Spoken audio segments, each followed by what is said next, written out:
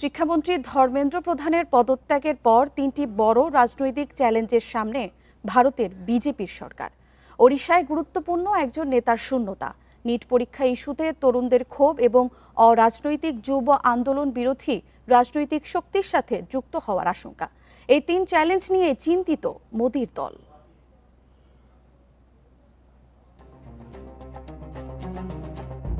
১৯৫৬ সালে তামিলনাড়ু ট্রেন দুর্ঘটনার জেরে পদত্যাগ করেছিলেন ভারতের তৎকালীন রেলমন্ত্রী লাল বাহাদুর শাস্ত্রী। ১৯৫৮ সালে মুন্ধরা কেলেঙ্কারির পর পদ ছাড়েন অর্থমন্ত্রী টিটি কৃষ্ণামাচারি।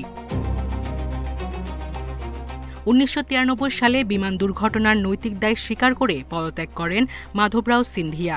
আর ২০০৮ সালে মুম্বাই হামলার পর স্বরাষ্ট্রমন্ত্রীর পদ ছাড়েন শিবরাজ পাতিল। পরে অবশ্য সবাই সরকারে ফিরেছিলেন।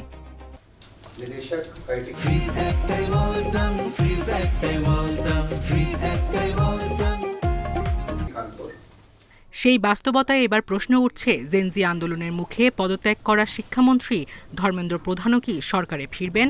বিশেষজ্ঞরা বলছেন, ধর্মেন্দ্রর পদত্যাগকে অতীতের উদাহরণের সাথে পুরোপুরি তুলনা করা যায় না, কারণ এবার চাপ তৈরি করেছে মূলত নেতাহীন অরাজনৈতিক যুব আন্দোলন। ধর্মেন্দ্র প্রধান ছিলেন উড়িষ্যার বিজেপির অন্যতম গুরুত্বপূর্ণ মুখ এবং কেন্দ্র ও রাজ্য সংগঠনের মধ্যে অন্যতম প্রধান সেতু। তার সরে যাওয়া বিজেপির অভ্যন্তরীণ সমীকরণে প্রভাব ফেলতে পারে। অন্যদিকে নিট প্রশ্ন ফাঁস ও প্রতিযোগিতামূলক পরীক্ষার স্বচ্ছতা নিয়ে তরুণদের ক্ষোভ এখন উত্তরপ্রদেশের রাজনীতিতে বড় ইস্যু। এই ক্ষোভের সাথে কংগ্রেস বা সমাজবাদী পার্টির মতো বিরোধী দলগুলো যুক্ত হলে বিজেপির জন্য বড় চ্যালেঞ্জ হয়ে উঠতে পারে। সিজেপির আন্দোলন কোনো প্রতিষ্ঠিত রাজনৈতিক দলের নিয়ন্ত্রণে না থাকায় বিজেপি ও বিরোধী দল কেউ এই ক্ষোভকে নিজস্ব রাজনৈতিক শক্তিতে পরিণত করতে পারছে না।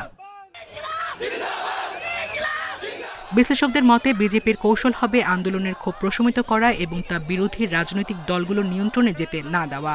তবে এই কৌশল ব্যর্থ হলে ধর্মেন্দ্র প্রধানের পদত্যাগ বিজেপির জন্য বড় রাজনৈতিক সুযোগ হারানোর মুহূর্ত হয়ে উঠতে পারে।